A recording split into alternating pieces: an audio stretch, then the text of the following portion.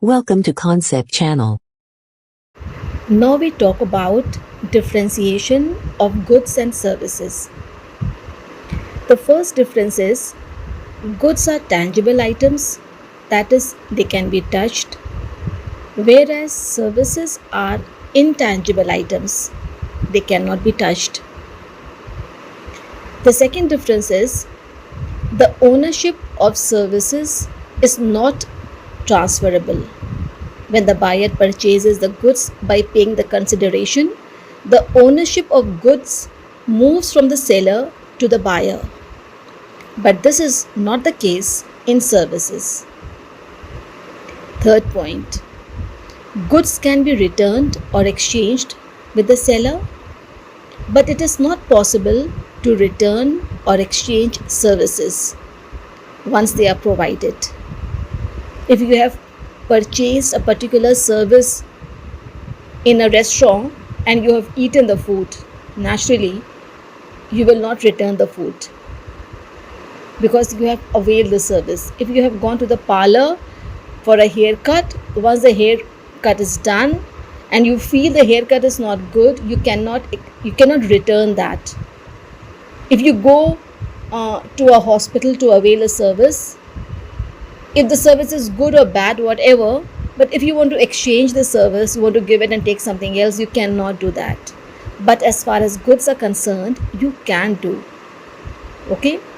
The next is goods can be distinguished from the seller. On the other hand, service and service provider cannot be separated from each other.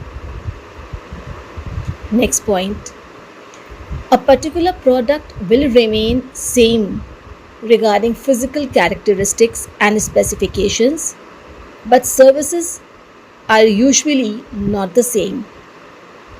Meaning, if you go to avail a particular service in a hospital, in a parlor, in a restaurant, a consultancy service, a teaching service, whatever, then it will not be the same for every person.